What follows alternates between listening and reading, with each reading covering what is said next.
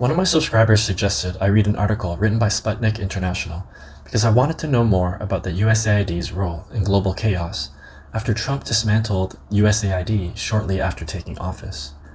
Even though I've hated Trump in the past, I was pretty stoked when I heard that he had defunded the agency, which for decades has hidden behind a mask of third world aid, when in reality it was aid with a lot of political strings attached. In some cases, the aid was just an excuse to have a US military in a region it had no business being in, or to carry out regime change operations. The fact that my subscriber's link was to a Sputnik International article was not what I hoped for, since it just seems like Russian propaganda, because, well, it's funded by the Russian government. So I had to approach the article with extreme caution.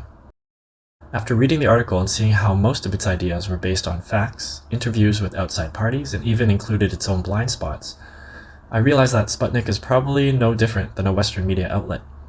Also, I grew up in Canada watching the CBC, which is our very own maple syrup flavored state media, and it was pretty damn good, to be honest, especially if it didn't touch on geopolitics. I'm beginning to feel that even Western media has improved over the years, maybe because most of us have stopped consuming it, and the criminal owners realize that they better allow the reporting of the truth sometimes, or their media is just going to die.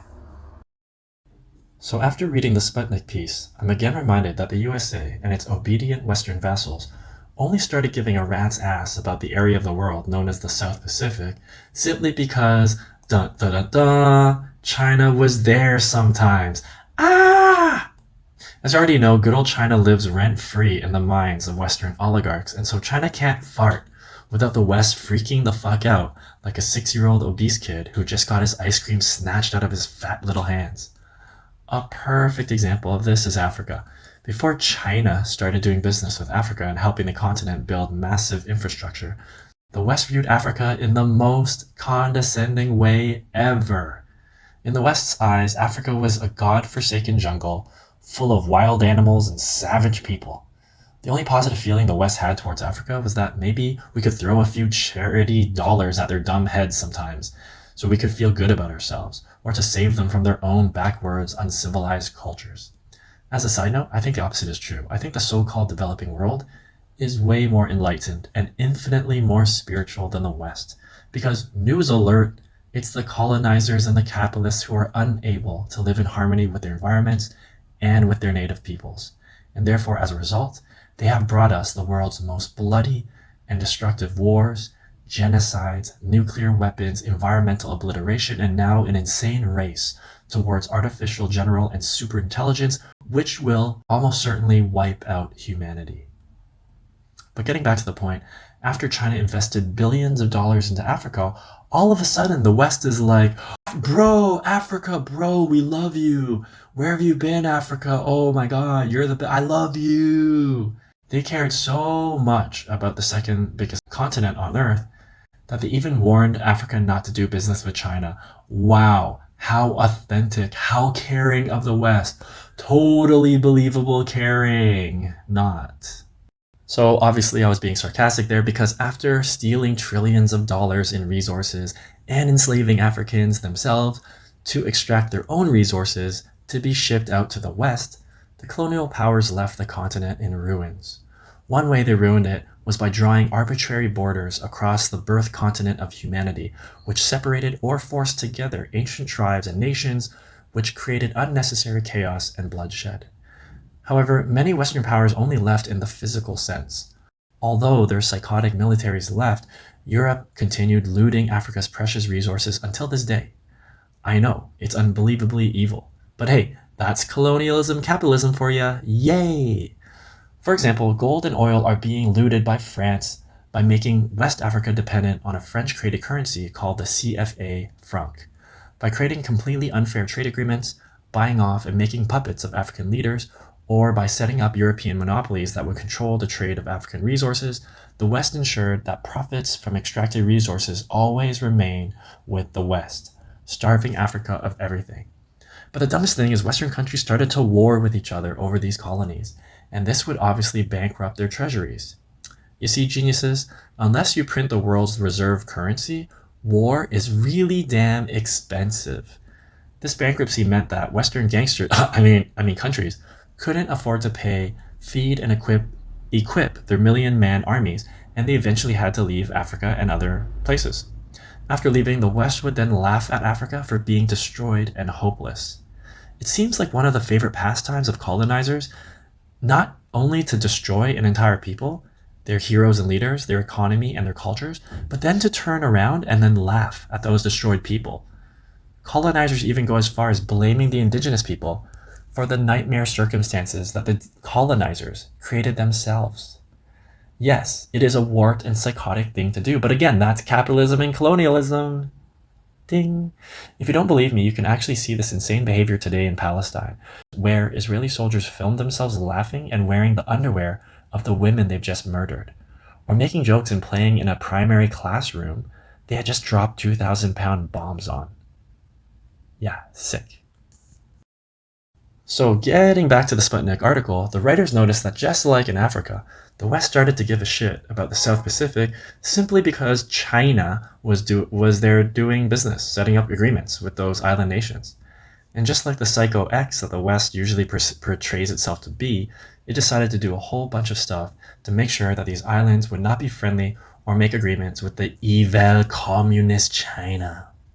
The writers of the Sputnik article interviewed William Jones, a Pacific Affairs expert and former White House correspondent for Executive Intelligence Review magazine. William Jones put it like this: "This is all quite a shift away from the old complacency traditionally marking U.S. policy towards the region. Despite the crucial role played by Pacific Islanders during the U.S.'s island-hopping campaigns during the Second World War, the islands have generally hardly made a blip in U.S. foreign policy considerations. In the 80 years since, with U.S. presidents and secretaries of state almost never bothering to visit the region, the sudden surge in interest in the Solomons is the result of the rise of China as a major power in the region." Jones says, noting that the islands lie on what has been called the second island chain separating China from the open Pacific Ocean, and that the PRC's interest in developing a blue water navy in accordance with its growing position as a major maritime power, being something that the US and its regional allies, first and foremost Australia, would like to prevent.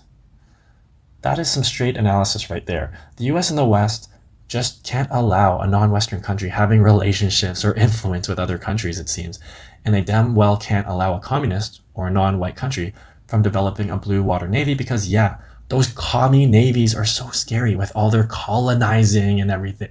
Oh, what? Commies never colonized any? That was capitalist Europe? Oh, okay, I'll just cut that out. Okay, I'll cut that out. All right, getting back then. Well, what really pissed off the US and its puppy dog vassal states, aka the Five Eyes, USA, UK, Australia, New Zealand, Canada, is that the Solomon Islands back in 2019 decided to switch recognition from Taipei, Taiwan to Beijing, China, which is a move that is literally 40 years behind. The USA started the whole trend when it switched its recognition from Taipei to Beijing back in 1979, 7 years after Nixon's famous trip to Beijing, which broke 22 years of silence between the USA and the People's Republic of China, aka Communist China. But yeah, after the Solomon Islands had the kahunas to update their 40-year-old foreign policy to match the rest of the fucking world, the US was just fuming at the thought that a tiny island nation would be normal without the Royal USA's permission. How dare you, tiny island bug nation? Ha ha ha, how dare you?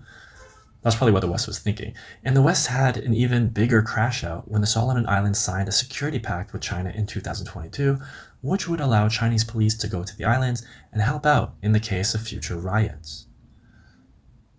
In reality, Jones noted, the uproar in Washington and Canberra over the 2022 Solomon Islands China Security Pact is overblown, with the actual distance between the islands and Australia some 1,200 nautical miles away, about the same distance as US bases in the Philippines are to China, not to speak of the US Special Forces that are now allegedly operating in Taiwan, which is around 130 miles from the Chinese mainland.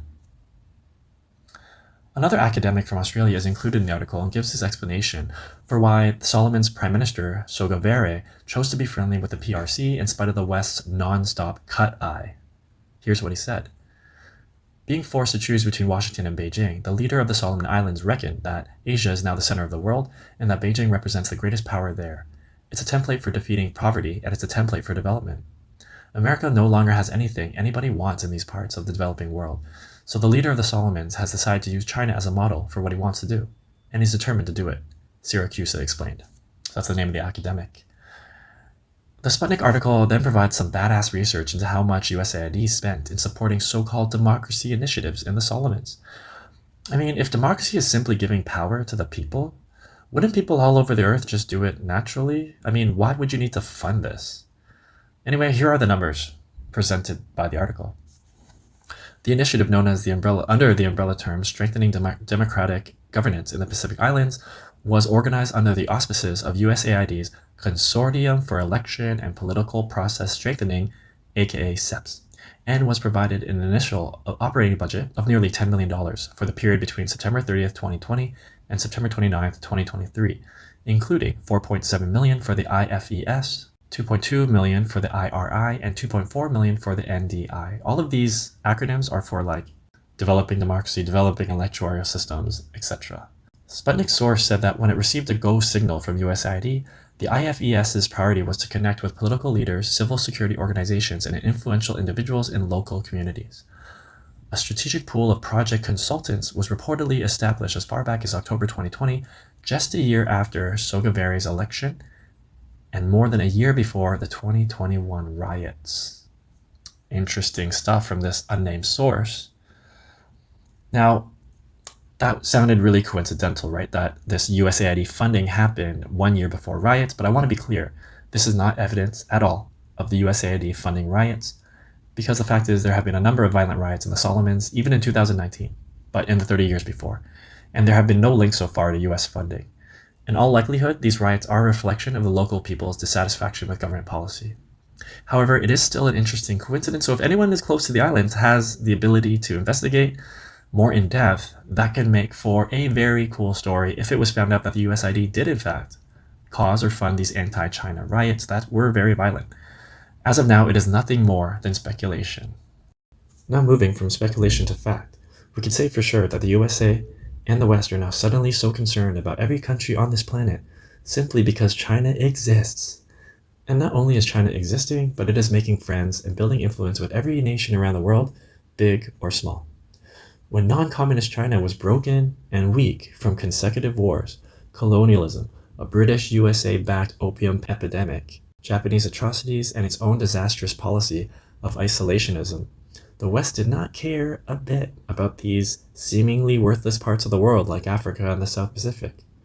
Today, the US is sending heaps of aid money and signing security pacts with South Pacific and other countries to ensure that it has a foothold wherever China goes.